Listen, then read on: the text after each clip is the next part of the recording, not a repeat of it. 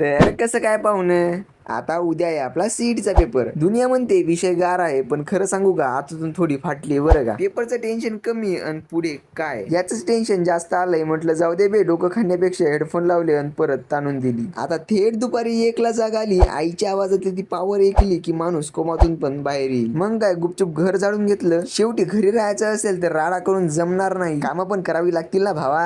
आंघोळ करताना आज आईने पाठीची पार साल्टीच काढून टाकली. पाठ आता विदर्भाच्या उन्हासारखी तापून राहिली. पण मग मनात आलं की साल्टी निघाली तरी चालेल, पण पाठ मात्र गोरी झाली पाहिजे. आता लोक म्हणतात रिकामं डोकं सैतानाचं घर असतं, पण आपलं डोकं रिकामं राहायला वेळ कुठे आहे. अभ्यास तर थोडाफार करतोच, पण डिझायनिंगचं कामही थोडंफार करतोच आपण. जर आता स्वतःच्या पायावर उभं राहायचं असेल तर झोप मोडावीच लागेल. आणि आता हीच तर खरी लाईफ आहे. तसं आता उद्याचं सेंटर आलंय आपलं पलानुकी सिटी, ज्याला कॉटन सिटी असंही म्हणतात. आता त्याचं नाव तुम्ही कमेंट करा. आणि हो, हे विसरू नका, टांगा पलटी घोडे फरार, तात्या आले की विषय गार.